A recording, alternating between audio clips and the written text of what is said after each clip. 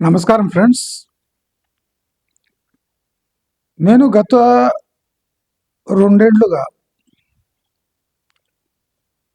Real ఎస్టేట్‌తో పాటు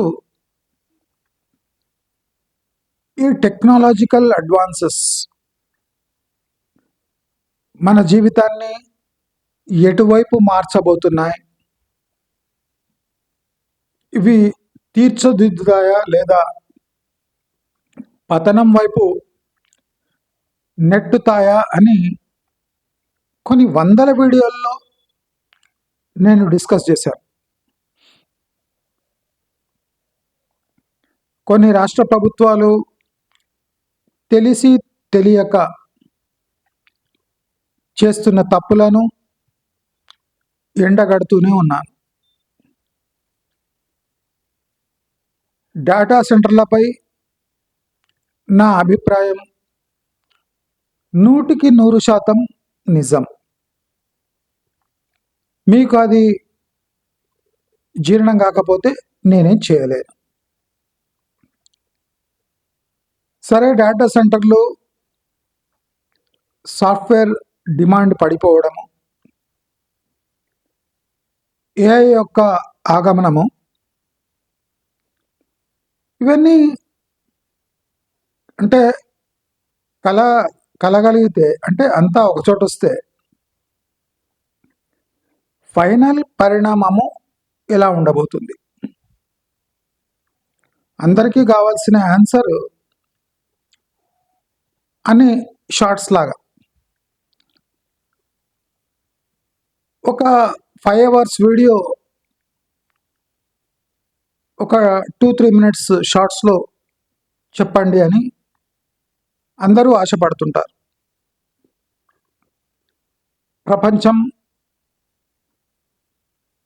పెద్ద జీవితాన్ని చిన్న రూపంలో చూడటం ఇష్టపడుతుంది. మనం అనుకున్నా అనుకోకపోయినా మన జీవితంలో మన మేధస్సులో ఆర్టిఫిషియల్ ఇంటెలిజెన్స్ ఎప్పుడో గూడు కట్టుకుంది. మన జీవితాల్లో ఆర్టిఫిషియల్ ఇంటెలిజెన్స్ అంటే ఒక ఆల్టర్నేట్ మేధస్సు, ఒక ఆర్టిఫిషియల్ లైఫ్ లీడ్ చేసే ఒక ప్రక్రియ, మనిషి మెదడుకు సంబంధం లేకుండా జీవించే ప్రక్రియ. దాన్నే ఆర్టిఫిషియల్ ఇంటెలిజెన్స్ తోడైతే ఎంతో సాఫీగా జీవితం గడిచిపోతుంది అని మనకు అందరికీ అనిపిస్తుంది. మానవ మేధస్సు అంటే మనస్సుతో అనుసంధానమైన మేధస్సు. అదే ఆర్టిఫిషియల్ ఇంటెలిజెన్స్. దానికి మనస్సుతో కనెక్షన్ ఉండదు, లాజిక్తో సంబంధం ఉంటుంది. ప్రస్తుతం ఇంటర్నెట్లో, టీవీలలో ఒక ఆర్టిఫిషియల్ ఇంటెలిజెన్స్ ఒక కంపెనీ ఒక పవర్ఫుల్ టూల్ విడుదల చేసింది. దానితో సాఫ్ట్వేర్ సంస్థలు కుదేలవుతాయి. నిజమే కావచ్చు. ఆ ఏ సాఫ్ట్వేర్ వల్ల లక్షలాది సాఫ్ట్వేర్ జాబులు మాయం కావచ్చు. ఆల్రెడీ ఉద్యోగాలు చేస్తున్న వాళ్ళు, ఇంజనీరింగ్ చదివేవాళ్ళు, ఈ ఇంజనీర్లను కోరి పెళ్లి చేసుకున్న వాళ్ళు, భారీగా కట్నాలు ఇచ్చి ఈ ఇంజనీర్లను వశపరుచుకున్న వాళ్ళు, ఆస్తి ఆశ చూపి వాడి ఆస్తి చూసి వాడి శాలరీ స్లిప్ చూసి పెళ్లి చేసుకున్న వాళ్ళు తప్పకుండా ఇప్పుడు ఆర్టిఫిషియల్ ఇంటెలిజెన్స్ కాకుండా హ్యూమన్ ఇంటెలిజెన్స్ వైపు తప్పకుండా వెళ్ళాల్సి వస్తుంది. మీరు ఎన్ని రోజులు కృత్రిమంగా ఆలోచించి హ్యాపీగా ఉన్నాము అనుకుంటూ బతుకుండే సమయంలో ఈ కృత్రిమ మేధస్సు ఆర్టిఫిషియల్ ఇంటెలిజెన్స్ అడుగుపెట్టి మిమ్మల్ని రియల్ ఇంటెలిజెన్స్ వైపు తనంతకు తానే నెడతా ఉంది. ఈ కొత్త ఏఐ టూల్ వల్ల లక్షలాది సాఫ్ట్వేర్ జాబ్స్ పోతాయి అన్నది నిజమే. ఫ్యూచర్లో సాఫ్ట్వేర్ జాబ్స్ చాలా తక్కువగా ఉంటాయి అన్నది కూడా నిజమే. ఈ లక్షలాది జాబ్ పోవటము, చదువుకున్న వాళ్లకు దిక్కు తోచకపోవటము, ఇది చకచక జరిగిపోతాయి. అయితే దీని పర్యవసానము అంటే ఎండ్ రిజల్ట్, దానికి సొల్యూషన్స్ ఎవరు వెతికే ధైర్యం కూడా చేస్తలేరు. ఎందుకంటే ఈ ప్రక్రియ అంతా సంవత్సరంన్నరలో జరిగిపోతే ఈ లక్షల్లో నిరుద్యోగులు, కాపుగాచుకొని కూర్చున్న నిరుద్యోగులు, చదువుకొని కాపుగాచే నిరుద్యోగులు, ఇంకా స్కూల్ స్టేజ్లో ఫ్యూచర్ గురించి ఆలోచించే తల్లిదండ్రులు, అసలు వీళ్ళ పరిస్థితి ఏమి? మీరు గమనించండి, 2-2.5 ఏళ్ళగా చెప్తున్నా, మీ ఖర్చులు తగ్గించుకోండి, బయట తినకండి, లైఫ్ స్టైల్ మార్చుకోండి, ఆర్టిఫిషియల్గా బతకకండి, ప్రాక్టికల్గా బతకండి. హ్యూజ్ క్యాపిటల్ ఇన్వెస్ట్మెంట్స్ చేయకండి, ఈఎంఐ జోలికి పోకండి. మీ లైఫ్లో మీ క్యాష్ చాలా ఇంపార్టెంట్. భద్రంగా క్యాష్లో ఉండండి, మ్యాక్సిమం 1 year ఎఫ్డీలో ఉండండి అని చెప్పిన.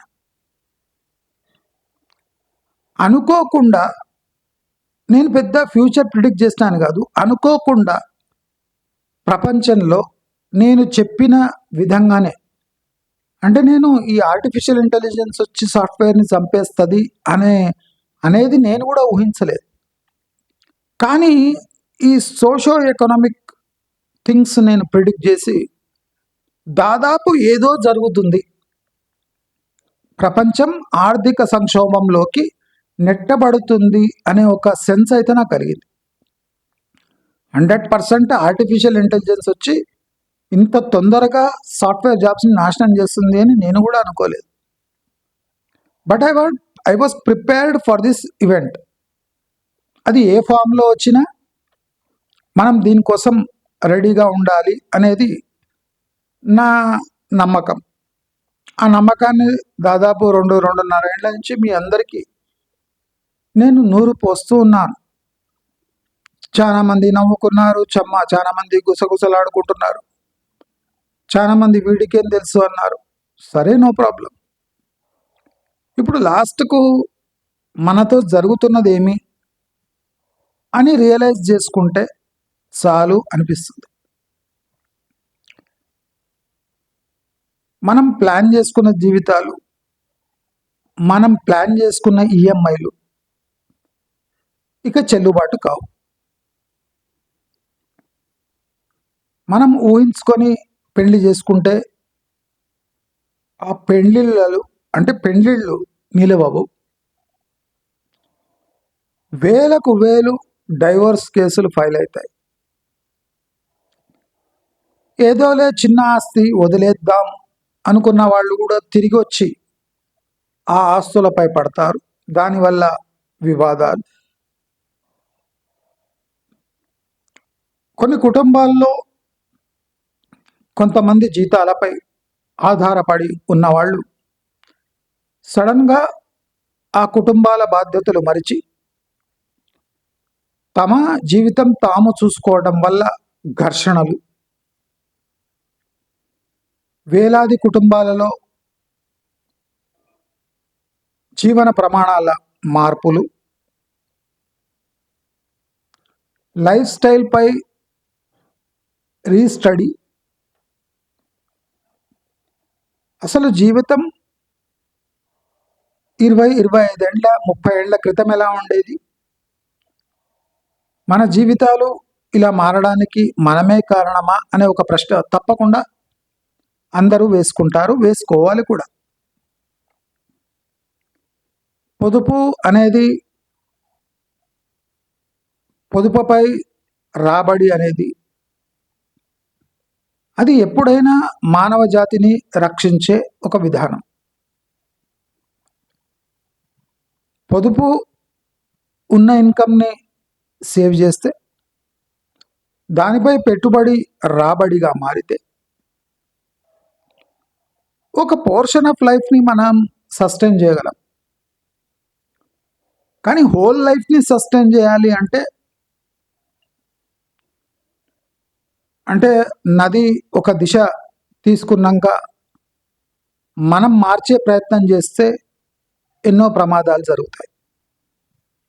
అలాగే కోట్లాది జీవితాలు ఒక మార్గాన్ని ఎంచుకున్నాక ప్రభుత్వం కానీ, దేశ అధినేతలు కానీ, లేదా ప్రపంచ దేశాలు కానీ దాని తీరును మార్చడానికి ప్రయత్నిస్తే తీవ్రమైన ప్రభావాలు ఉంటాయి, పరిణామాలు కూడా ఉంటాయి. అయితే జరగబోయేది అతి భయంకరమైన ఘట్టం కాబట్టి నేను మీ అందరికీ అలర్ట్ చేసినానా లేదా ఒకసారి నా పాత వీడియోస్లో చూసుకోండి. నేను ఎప్పుడైనా పనికొచ్చే, ఎప్పుడైనా అవలంబించగల విధానాలే నేను చెప్తూ ఉంటాను. నేను పర్టికులర్ చెప్తాను lower middle class, middle class, upper middle class. Upper కూడా కాదు, నేను మిడిల్ క్లాస్ వరకే పరిమితం అవుతూ ఉంటాను. ఇప్పుడు కూడా నేను upper middle class, lower middle class గురించే మాట్లాడతాను. మనమంతా గమనించాలి, ప్రతి 1 వీక్కి కొత్త క్రైసిస్ వస్తుంది. ఇప్పుడు ఇరాన్ అమెరికా వార్ దేనికోసం జరుగుతుంది? యుక్రెయిన్ రష్యా వారు ఎప్పుడు ఆగుతుంది? ఈ సౌదీ అరేబియాలో జరిగే ఘర్షణలు, దాని పర్యవసానాలేమి? పాకిస్తాన్ ఇండియా వారు, ఇండియా చైనా వారు, చైనా తైవాన్ వారు, నార్త్ కొరియా సౌత్ కొరియాతో వారు, ఇది ఎప్పుడైనా జరగచ్చు అనే ఒక థ్రెట్ ఉంది. అంటే ఇవి బాహ్య పరిణామాలు, బయటి. అయితే అంతర్గత వివాదాలు, అంతర్గత ఛాలెంజెస్ ఒక దేశంలో, ఒక రాష్ట్రంలో, ఒక ఫ్యామిలీలో దీన్ని ఎలా పరిష్కరించుకోవాలి? ముందు జీవన విధాన మార్పులు ఎలా రావాలి? నేను చెప్తాను, వినండి. అయితే దాన్ని ఇంప్లిమెంట్ చేయండి. అగ్రికల్చర్ ల్యాండ్స్కి అంటే ఒక 30-40 ఇయర్స్లో రాని డిమాండ్ ఇప్పుడు వస్తుంది. నోట్ చేసుకోండి, అగ్రికల్చర్ ల్యాండ్స్కి ఒక 30-40 ఇయర్స్ లేని డిమాండ్ ఇప్పుడు ఏర్పడుతుంది. భయంకరంగా రేట్లు పెరుగుతాయా అంటే పెరగవు. ఎందుకు? డిమాండ్ తగ్గ సప్లై లేదు కాబట్టి పెరగాలి కదా. పెరగాలి అంటే లిక్విడిటీ ఉండాలి, అంటే క్యాష్ చేతిలో ప్రజల్లో ఉండాలి. అది లేదు. అది ఎక్కడ పోతుంది? తమ బేసిక్ నీడ్స్ తీర్చడానికి పోతుంది. బ్యాంకుల్లో తీసుకునే వడ్డీ మీద లోను వడ్డీ కట్టలేక దాన్ని ఫోర్క్లోజర్ చేసుకోవాల్సి వస్తుంది. బ్యాంకులు జప్తు చేసుకొని అది హరాజ్ పెడతారు. లేదా కొద్దిగా ఈఎంఐ కట్టిన వాళ్ళు ఆ ప్రాపర్టీని వదిలేస్తారు. నేను చెప్తూనే ఉన్నా, Hyderabad will become a ghost city bigger than, అంటే ఈ చైనాలో ఏ సంక్షోభం వచ్చిందో అలాంటి సంక్షోభమే హైదరాబాద్లో రాబోతుంది అంటే చాలా మంది నవ్వారు.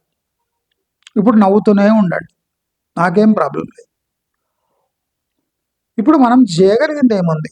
లక్షల జాబ్స్ పోతాయి సాఫ్ట్వేర్, విపరీతమైన డైవోర్సులు, కొట్లాటలు, పీకులాటలు, కోర్టు కేసులు, అంతర్గత కుమ్ములాటలు, పాలిటిక్స్, ఆస్తి గొడవలు, అదే కాకుండా ఆదాయపు గొడవలు. అంటే ఫ్యూచర్ ఎలా ఉండబోతుంది అని ఆలోచిస్తేనే ఒక రకంగా భయంగా ఉంటుంది. ఇది నిజంగానే ఇలాగే జరుగుతుంది. దీనికి పరిష్కారాలు ప్రతి ఫ్యామిలీ తనకు తోచినట్టు చేసుకోవాల్సి వస్తుంది. అయితే జనరల్గా ఒక మనిషి ఏం చేయగలడు? ఇలాంటి పెద్ద క్రైసిస్ వస్తున్నప్పుడు ఈ క్రైసిస్ ఇక ఎవరు మొదలుపెట్టారో వాళ్ళే అంతమొందించాల్సి వస్తుంది, కానీ వాళ్ళు అంత ఈజీగా వదిలిపెట్టారు. ఈ సంక్షోభం పెద్దగా నేను చెప్పిన జనాభాపై దీని ప్రభావం ఉంటుంది. అదే కాకుండా ఆల్రెడీ ఉన్న జనాభా తర్జన భర్జనపడి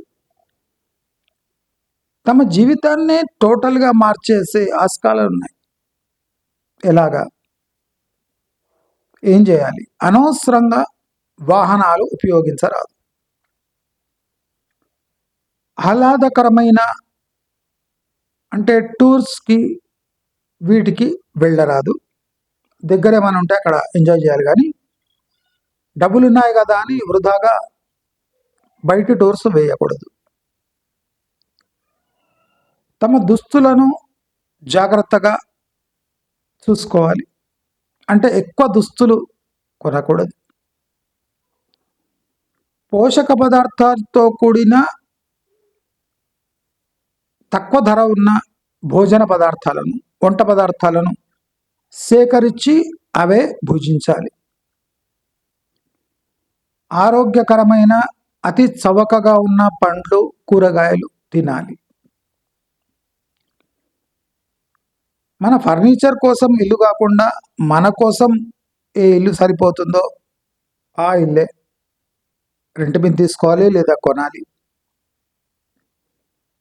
మనకు వీలైతే మన ఖాద్య పదార్థాలు అంటే తినే పదార్థాలు మనమే పండించి సేకరించి అమ్మి తినాలి. అయినంత శారీరక వ్యాయామాలు చేయాలి. పిల్లలను కూడా ప్రాక్టికల్ వే ఆఫ్ లైఫ్ పై అవగాహన కలిగించాలి. ఈ వీడియో గేమ్స్ తదితర టైంపాస్ అంటే నెక్స్ట్ జనరేషన్ పిల్లలు టైంపాస్ వైపు ఆసక్తి చూపించకూడదు. వాళ్ళు కూడా అమ్మ నాన్నతో ఫ్యామిలీతో తోడై నీడై వాళ్లను సహకరించే అవసరం ఎంతైనా ఉంది. రాబోయే సంక్షోభంలో కొన్ని వేల మంది, లక్షల మంది ప్రాణాలు కోల్పోయే అవకాశాలు ఉన్నాయి. ప్రాణం పోవటము అంటే అది మేధస్సుకు, మనసుకు సంబంధించిన విషయం. కాబట్టి పోయే ప్రాణాలు ఎలాగూ పోతాయి, మిగిలిన ప్రాణాలు ఎలా ఉండాలి? ప్రతి ఫ్యామిలీ సంపాదించే వ్యక్తిపై గట్టి నిఘా ఉంచాలి. ఆయనను నిరుత్సాహపరచకూడదు, ప్రెషర్ వేయకూడదు. మీ తరఫున ఫ్యామిలీకి ఏం కాంట్రిబ్యూషన్ ఉంది అని ఒకసారి బేరీజు వేసుకొని ఆ వ్యక్తిని నిందించాలి. ఉద్యోగం కోల్పోయిన వ్యక్తి అప్పటిదప్పుడు లేచి ఇంకో ఉద్యోగం ఎత్తుక్కునే స్థాయిలో ఉంటాడో ఉండడో మనకు తెలుసు. మనకు తెలియదు. కాబట్టి ఆ ఉద్యోగం కోల్పోయిన వ్యక్తిని కొద్దిగా జాగ్రత్తగా చూసుకోవాలి. ఉద్యోగం కలిగిన వ్యక్తికి మీకన్నా ఎక్కువ బాధ్యతలు ఉంటాయి కాబట్టి అన్నీ ఆలోచించవలసి వస్తుంది. కాబట్టి మనం కూడా కొద్దిగా జీవితంలో సహకరించాలి.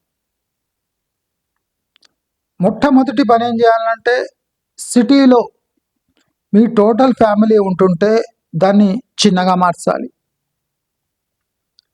అంటే అమ్మా నాన్నను ఊళ్ళో వదిలేయాలి, లేదా మీరే ఊరికి షిఫ్ట్ అయ్యి అక్కడ ఏదైనా వ్యవసాయ ఉద్యోగాలు వెతుక్కోవాలి, లేదా ఇంటర్నెట్ యూజ్ చేసి వర్క్ ఫ్రమ్ హోమ్ లాంటివి చేపట్టాలి. సుదీర్ఘంగా జీవించాలి అంటే పట్టణాలు వదిలాలి, రెండో ఆల్టర్నేటివ్ లేదు.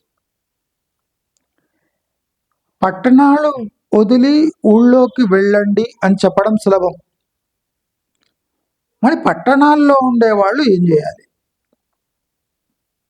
పట్టణాల్లో ఉండేవాళ్ళు జాగ్రత్తగా తమ బిల్డింగ్స్, అసెట్స్ బేరీజు వేసుకోవాలి.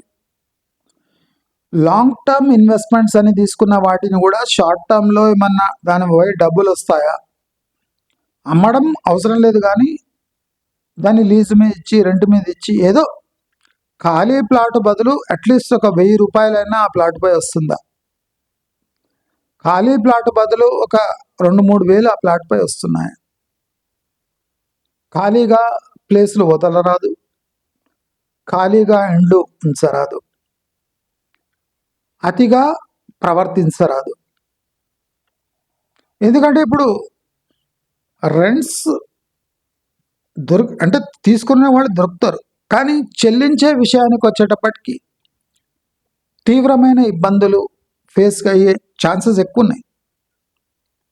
రెంట్కి ఇవ్వడం ఈజీ, కానీ రెంట్లు తీసుకోవడం చాలా ప్రాబ్లమేటిక్గా మారనుంది. రుణాలు చూసి మరీ ఇస్తారు, కాబట్టి బిజినెస్ డెవలప్ చేయడం కూడా చాలా ప్రాబ్లమేటిక్గా మారుతుంది. మార్కెట్ వెతుక్కుంటాము, కానీ ఆ మార్కెట్లో ఎంత సత్తా ఉంది అని గ్రహించడం అందరికీ వీలు కాదు. అంటే డబ్బు పెట్టి బిజినెస్ స్టార్ట్ చేస్తాం, కానీ ఆ ఏరియాలో డిమాండ్ ఉంటుంది, కానీ ఆ ఏరియాలో ఉండేవాళ్ళు అలాగే ఉన్నారా, వాళ్ళ స్థితిగతుల్లో మార్పు వచ్చాయా అని స్టడీ చేయకుండా బిజినెస్ ఓపెన్ చేస్తే అవి ఫెయిల్ కావక తప్పదు. అంటే ఇలాంటి క్రైసిస్ రాబోతుంది. అయితే మేజర్గా మనం బతికి ఉండాలి అంటే తిండిపై దృష్టి పెట్టాలి. బట్టలు ఫ్యాషన్ ట్రెండ్కు ఫాలో కాకుండా మీకు అనుగుణంగా బట్టలను తీసుకోవాలి. నేను బట్టలపై ఎందుకు స్ట్రెస్ చేస్తున్నా అంటే, చాలామంది విచ్చలవిడిగా స్పెండ్ చేస్తారు, వాల్యూ ఫర్ మనీ చూడరు. బట్టలు ఫ్యాషన్ చూస్తారు, ట్రెండ్, బ్రాండ్ చూస్తారు. ఇవన్నీ మర్చిపోయే టైం వచ్చేసింది. మీకు అనుగుణంగా ఉన్న వస్త్రాలు వేసుకోవాలి, అది చాలా ముఖ్యం. అది కాకుండా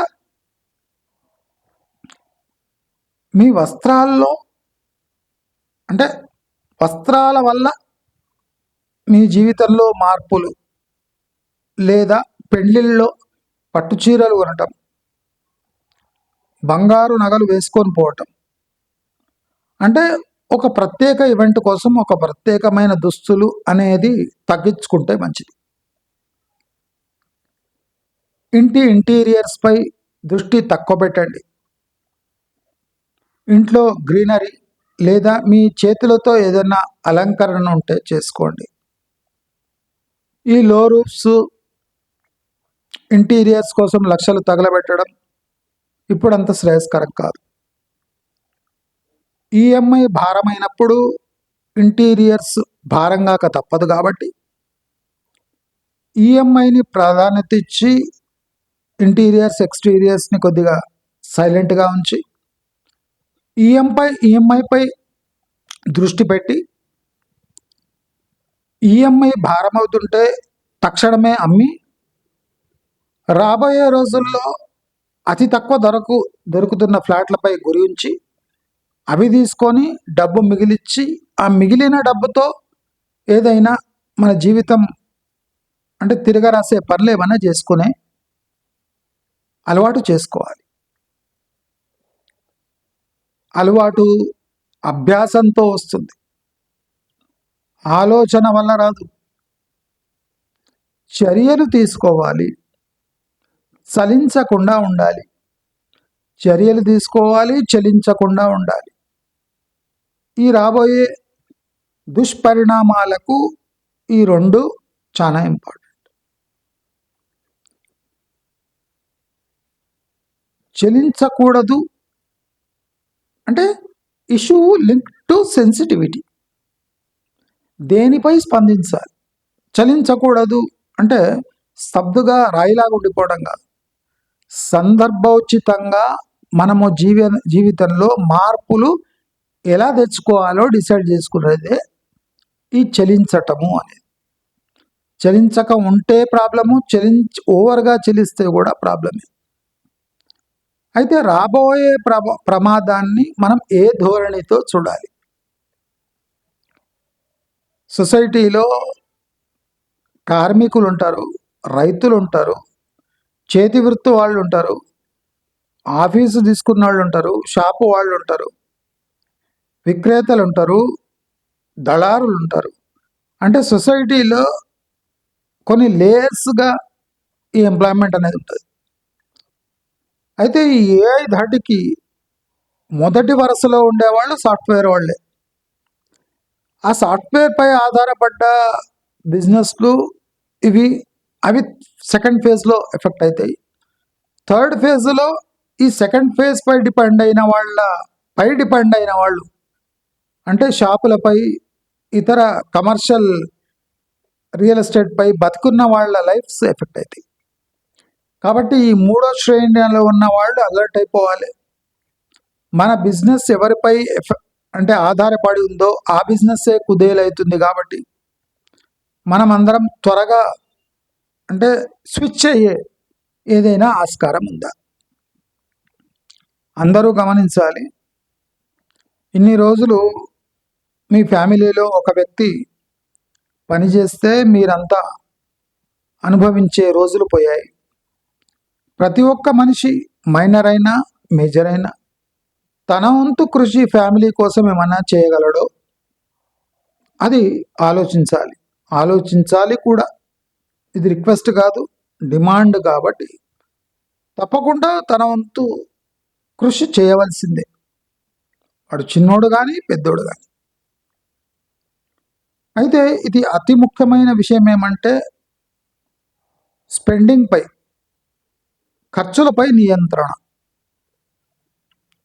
మనం ఒకటి గమనించాలి, రాబోయే సంవత్సరం కాదు, రాబోయే జీవితం అతి ప్రమాదకరమైన స్థితిలో వెళ్ళబోతుంది. కాబట్టి దానికి అనుగుణంగా లాంగ్ టర్మ్ స్ట్రాటజీ డెవలప్ చేసుకోవాలి. ఎందుకంటే త్వరలో ఈ సంక్షోభం పోయేది కాదు.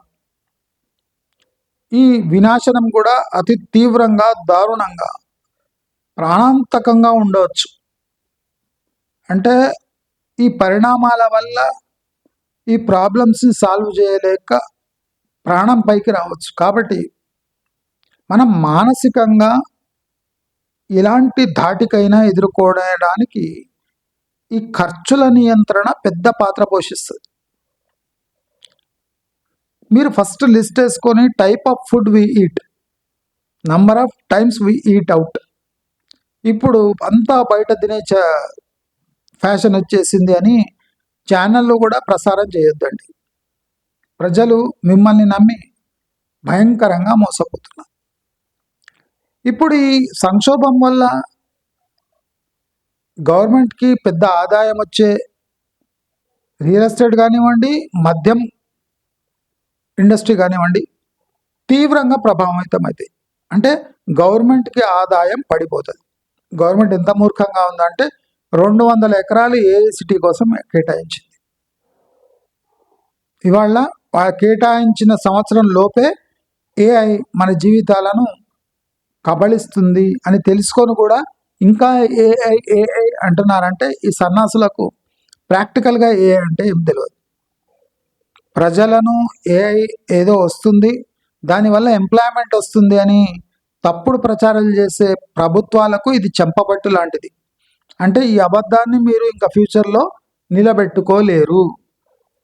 ఏఐ వల్ల ఉద్యోగాలు ఊడతాయి, జాబులు ఊడి జీవితాలు దుర్భరంగా మారుతాయని స్పష్టమైనప్పుడు పొలిటీషియన్స్ అతి తెలివితో ప్రయత్నించకుండా లోకల్గా ప్రజలకు సాంత్వన కలిగించే ఏదైనా పనులు చేస్తే చాలా బాగుంటుంది.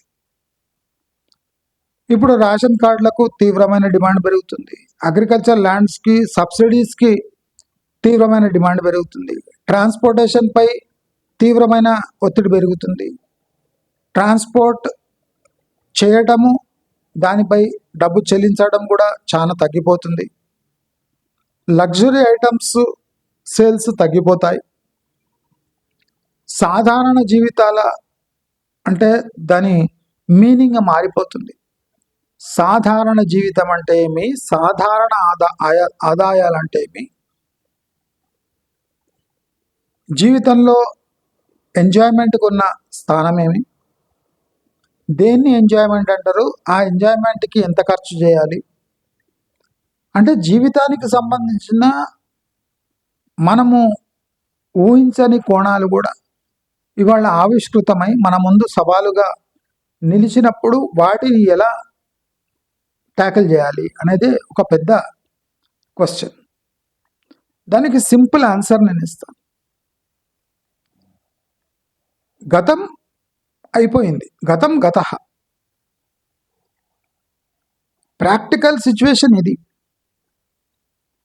Number of people, dependent people ఇంతమంది, టోటల్ ఖర్చులు ఇవి, ఫ్యూచర్ ఖర్చులు ఇవి కాబోతున్నాయి. సో ప్రజెంట్ ఖర్చులు, ఫ్యూచర్ ఖర్చులు, ప్రజెంట్ మెంబర్స్, ఫ్యూచర్ ఆదాయము, ప్రజెంట్ ఆదాయము, ఇవన్నీ ఒక పేపర్పై వేసుకొని ఎక్కడ కోత విధించగలము, ఏవి శ్వాస తీసుకోవడానికి అంటే ఇంపార్టెంటో అలాంటి జీవితమే మనం గడపాలి. శ్వాస తీసుకునే జీవితాలు, బ్రహ్మాండంగా ఎంజాయ్ చేసే జీవితాలు కావు. మనం ఆదాయాన్ని పెంచుకునే ప్రయత్నం ఇప్పుడు మొదలు పెడితే ఆల్రెడీ అందరూ దానిపైయే పడ్డారు. ఇప్పుడు 2015లో 6 మిలియన్ యూట్యూబ్ క్రియేటర్స్ ఉంటే ఇవాళ 118 మిలియన్ క్రియేటర్స్ ఉన్నారు. అంటే ప్రతి ఒక్కరూ యూట్యూబ్ అనే ఆదాయం ఈజీగా వస్తుంది అనుకొని 6 నుంచి అంటే యూ కెన్ ఇమాజిన్ 3-4 అంటే 8-10 ఏళ్లలో టోటల్ యూట్యూబ్ 1500% పెరిగింది, 1500%. అంటే ఎంత అంటే అందరికీ ఆదాయంపై మక్కువ పెరిగింది. మక్కువ కాదు, ఇంకా జీవించలేక ఇది ఫ్యూచర్లో మనం సేవ చేస్తుందని యూట్యూబ్లోకి వచ్చేసారు.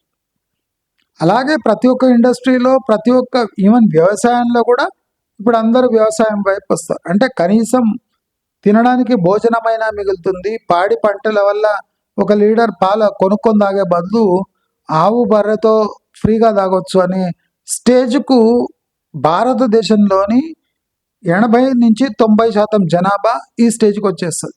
అంటే ఈ లగ్జరీ లివింగు,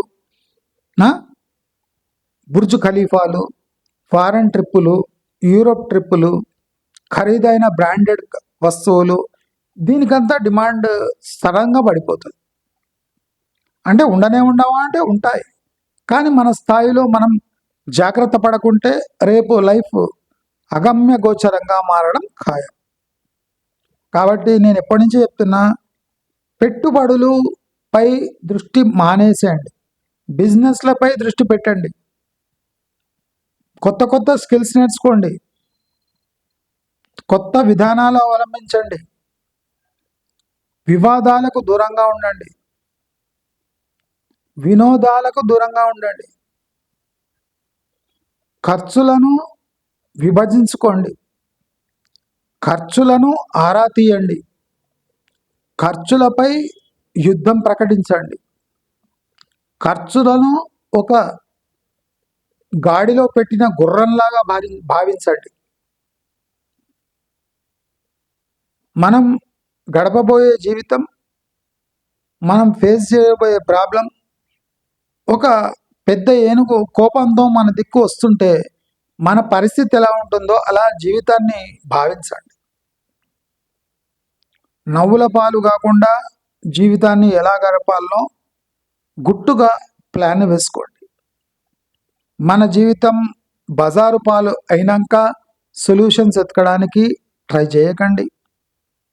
అప్పు చేసి పప్పుకూడు తినకండి.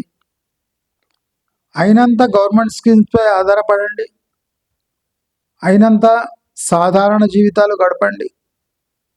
అప్పులు ఇచ్చే ప్రయత్నాలు చేయకండి. అప్పులపై రాబడి కోసం ఆశపడకండి. ఎక్కువ డబ్బులు బ్యాంకులో ఉంచకండి.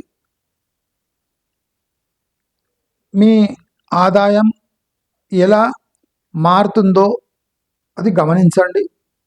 ఆ మార్పు వల్ల మీ జీవితంలో ఏదైనా మార్పులు వస్తున్నాయా అనేది ఇంకా చాలా ఇంపార్టెంట్. అంటే మనం చూస్తున్నాం సాఫ్ట్వేర్ సెక్టర్ అనుకోకుండా 1-2 ఇయర్స్లో అంటే తీవ్రమైన ఒత్తిడికి గురవబోతుంది. లక్షల ఉద్యోగాలు అయితే పోతాయి, అది ఖచ్చితం. అయితే ఈ లక్షల ఉద్యోగాలపై ఆధారపడ్డ జీవితాలు ఏమైపోతాయి? అదే పెద్ద మిలియనర్ క్వశ్చన్. నేను అందుకోసము మానసిక సంతులత plus advance planning plus simple life is the best situation to tackle the future problems. నేను సునాయాసంగా చెప్తున్నా.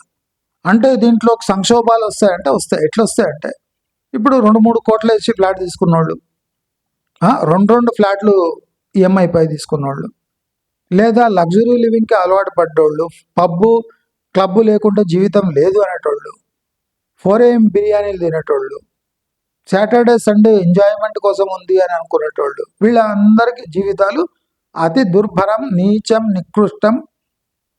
ఒక స్లమ్ వాడి లైఫ్ అన్నా బెటర్ ఉంటుంది, కానీ దానికన్నా మానసిక ఒత్తిడికి గురై మీరందరూ మటుమాయమయ్యే అవకాశాలు ఉన్నాయి. అందుకోసం సైకలాజికల్ స్ట్రెంగ్త్ పెరగాలి అంటే ప్రాక్టికల్గా ఆలోచించాలి, మొండిగా ఉండాలి, కరగకుండా ఉండాలి, వేరేవాడు చెప్పినా మభ్యపడకుండా ఉండాలి, మన దారులు మనం వెతుక్కోవాలి, ఇతర దారులపై నమ్మకం తగ్గించుకోవాలి. మనకున్న ఫ్యామిలీ మనకు అసెట్ అనుకోవాలి. ఎందుకంటే ప్రతి ఒక్కడు ఫ్యామిలీ వాడు పనిచేస్తే ఈజీగా గట్టెక్కొచ్చు. ఫ్యామిలీ పెద్దగా ఉంటే అది బ్లెస్సింగ్ ఇన్ డిస్గైస్ అనుకోవాలి, ఒత్తిడి అనుకోవద్దు. ప్రతి ఒక్కడు ఏదో రకంగా ఫ్యామిలీకి తోడ్పడాలి. అంటే these are the possible solutions. దీనికన్నా పైనుంచి ఊడిపోయే సొల్యూషన్స్ ఏమీ లేవు. అది ఎవడన్నా చెప్తే అది పచ్చి అబద్ధము. మ్యూచువల్ ఫండ్స్ పడిపోతాయి, స్టాక్ మార్కెట్ పడిపోతుంది, గోల్డ్ సిల్వర్ కూడా అంటే పతనం అవుతూనే ఉంటుంది.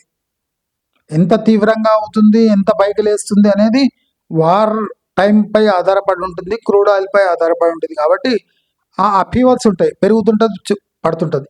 కానీ దీనిలో మనం డబ్బులు సంపాదించాలంటే సంపాదించే అవకాశాలు చాలా స్లిమ్గా ఉన్నాయి. కాబట్టి ప్రతి ఒక్కరూ గమనించండి.